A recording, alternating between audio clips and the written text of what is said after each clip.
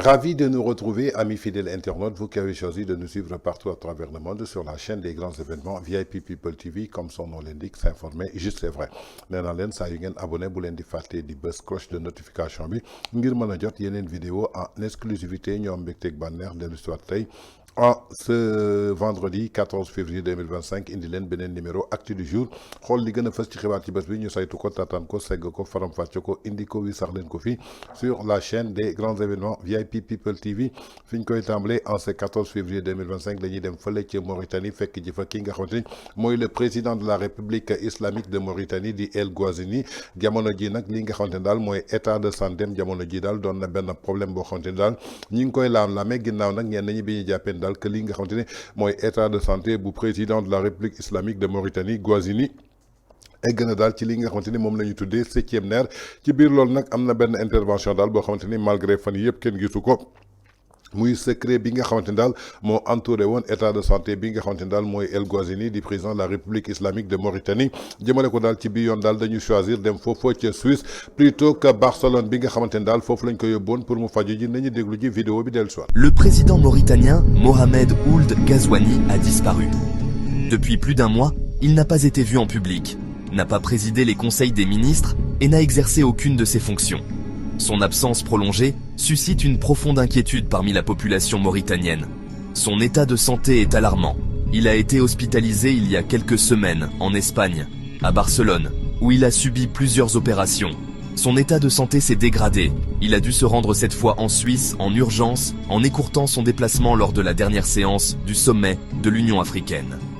Ould Ghazouani souffrirait de paralysie du visage causée par le trouble du 7e nerf, responsable du contrôle des mouvements des muscles du visage. Il est en incapacité totale de bouger et contrôler ses mouvements. Aujourd'hui, selon d'autres informations, il serait dans le coma ou même décédé. Tout le monde soupçonne que le pire est arrivé. Le peuple mauritanien, soyez prêts. Vous ne verrez peut-être plus jamais votre président. D'ailleurs, ce 12 février se tient le sommet de l'Union africaine à Addis Abeba. Mohamed Ould Ghazouani, qui en est le président en exercice, il faut le rappeler, est absent. À sa place, il a envoyé le ministre des Affaires étrangères, Ould Merzoug. Son absence à un sommet aussi crucial ne peut être justifiée que par une situation extrêmement grave. Mais, au-delà de son absence, c'est la gestion du pays qui soulève des interrogations. En son absence, ce n'est pas le Premier ministre qui gouverne, mais le ministre de l'Intérieur. Cela signifie que le pouvoir est entre les mains des forces de sécurité, ce qui laisse planer un doute sérieux sur la stabilité du régime. La question est, que va-t-il se passer pour le pays si le pire venait à se produire? L'histoire de la Mauritanie est marquée par des coups d'État, souvent déclenchés lors des déplacements des présidents à l'étranger. Aujourd'hui, le peuple s'interroge. Que se passe-t-il réellement? Des appels à manifester se multiplient. La population exige la vérité. Si le président est de vivant, pourquoi ne s'adresse-t-il pas à la nation? S'il est mort, pourquoi cacher la réalité au peuple mauritanien? Selon certaines sources proches du pouvoir, Mohamed Ould Ghazouani pourrait revenir à Nouakchott ce vendredi. Si ce n'est pas le cas, les doutes et les rumeurs se confirmeront.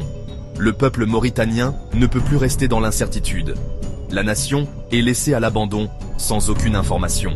Paul Nyoko Degundo, le président de la République islamique de la Mauritanie, dit Mohamed Ould Ghazouani, depuis un certain temps, kenn gisu ko mu apparaître en public. Lu ko waral nag ñu bare jàpp nañ daal dafa feebar ginnaaw nag li nga xamante ni dañ ko doon nëbb mu doon benn secret dafa mel ni daal secret bi mujj na éclaté suñu sukkandikoo ci information yi nga xam ne daal ñu ngi confirmer que ki nga xamante ne daal mooy président de la République bu Mauritanie dafay souffrir jamono ji daal ay signes yoo xamante ne daal dafa soxal li nga xamante ni moom lañ tuddee paralysie faciale maanaam ci wàllu kanam bi ginnaaw nag bi ci ëpp important dafa doon daal benn trouble de nerf boo xamante ne daal mooy responsable jëmale ko daal ci ay contrôle bépp mouvement boo xamante ne daal ay muscle kanamam war na ko mën a def suñu sukkandikoo nag ci spécialiste yi ginnaaw nag biñ ko traduire jëmale ko daal ci benn incapacité boo xamante ni war na mën a bouger daal yenn muscle yoo xamante ne daal ñoo gekk ci kanam bi dafa intensifié wu souvent daal di indi benn changement du jour jëmale ko ci beneen ginnaaw nag bu mu affecté généralement li nga xamante ne mooy benn côté kanam bi ginnaaw loolu nag li nga xamante ne mooy patient bi dafay ressentir lépp loo xamante ne moo doon benn raideur jëmale ko daal ci ay difficultés yoo xamante ni dafay bëgg a mën a tëj bëtam te du ko mën a tëj bët yi dafay wow koŋ